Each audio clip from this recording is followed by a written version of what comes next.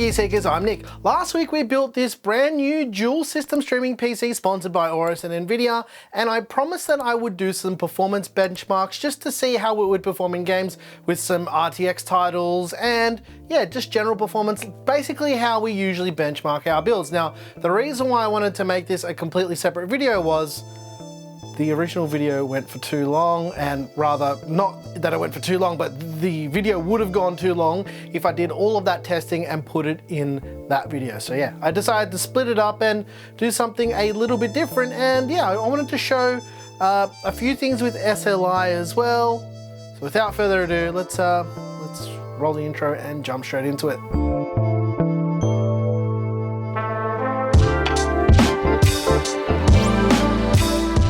We got quite a few comments from people asking why we decided to go SLI for this type of build. The reason's pretty simple. It's because that's what I wanted to do. There's no performance reason why. It's basically because I had two cards and because I can. And I know that sounds a little bit stupid, but I did want it to fill out the case and also look the part as well. Although we do know that SLI isn't the most efficient way to get extra performance. The way to do it is basically buy a top-end high performance card, not two high-end cards and put them in SLI, because yeah, it just basically it doesn't work like that. However, there are some titles that do take advantage of SLI still, and you can use RTX with SLI if the title supports it as well. And the only title that we have that we could test both of these things with, basically SLI and RTX, that includes DLSS as well, is Shadow of the Tomb Raider. So we did run those benchmarks. We ran a lot of them. So let's check out all of the benchmarks and we'll have a quick chat about all of the performance numbers and all that after we take a look at the graph. So let's do that.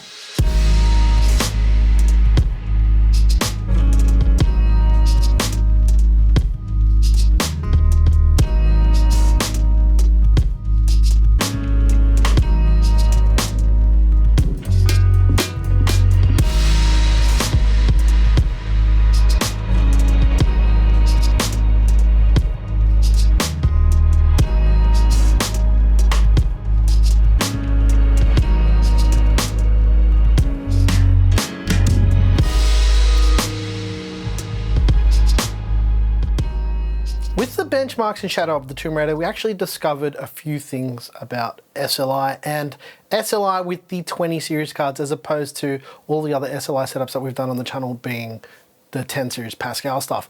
What we realized is RTX does scale, so ray tracing does scale with multiple GPUs if the title supports it. And we saw anywhere from around 15 to 20% uplift depending on the resolution, which is actually not too bad, although probably not worth the additional cost of a second card. For the price of two 2070 Supers and SLI, you could buy a 2080 Ti quite easily. So for that use case, probably not as useful. But at the end of the day, it's not supposed to be super useful. It's just supposed to be cool, and it does work.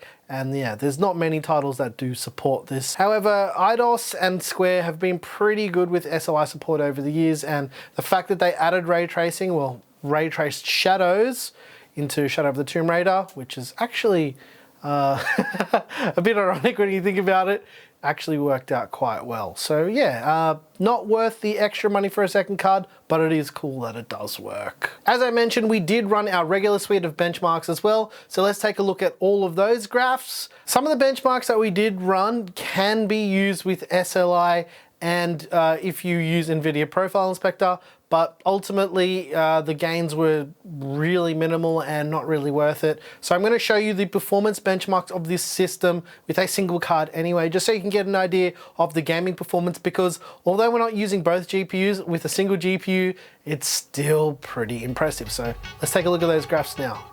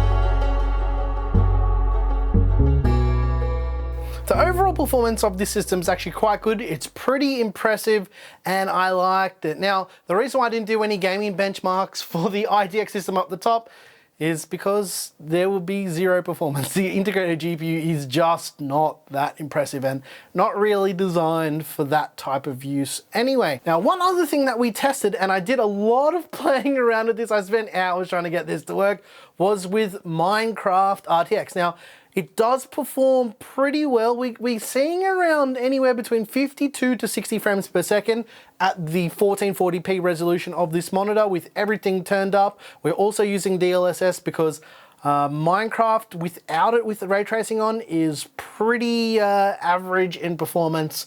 It also depends on the map as well. So on like the Neon City map, we're seeing anywhere from 42 to 60 frames per second, depending on where you are and how much was going on screen.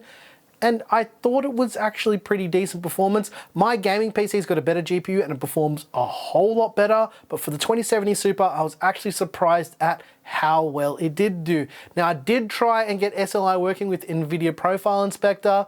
I did get the game to launch in SFR mode. The problem is, it will run with a regular resource pack, so you can use it with non-RTX, and it scales, it basically doubles the frame rate. But the second that it loads up those ray trace resource packs, the game just crashes out. So I did actually try for hours and hours to get it to work, but it just didn't work. But yeah, it's cool. Minecraft RTX is really awesome.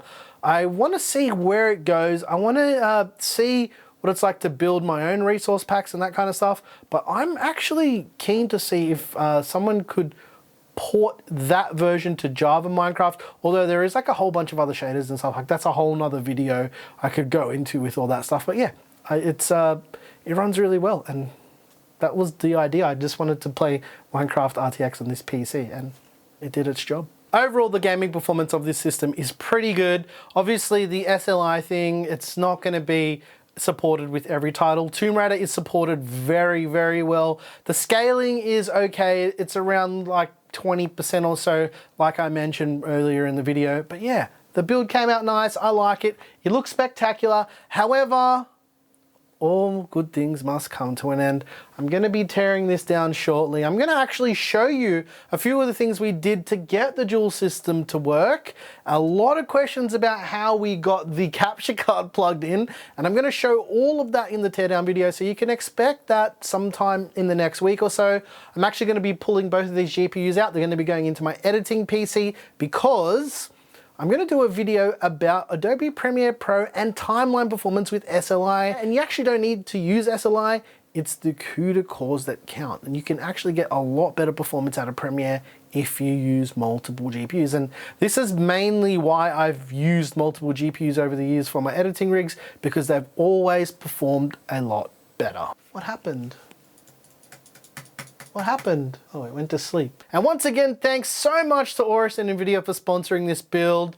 I love it. It's going to be sad to see it go, but as I said, we got to move on to bigger and better things. So yeah, cool. Is that all, Claire? Yeah. Is that everything? Yes, sir. Well, all right. If you guys like this video, you know what to do. Smash that like button. If you didn't like it, you also know what to do. Go the other way.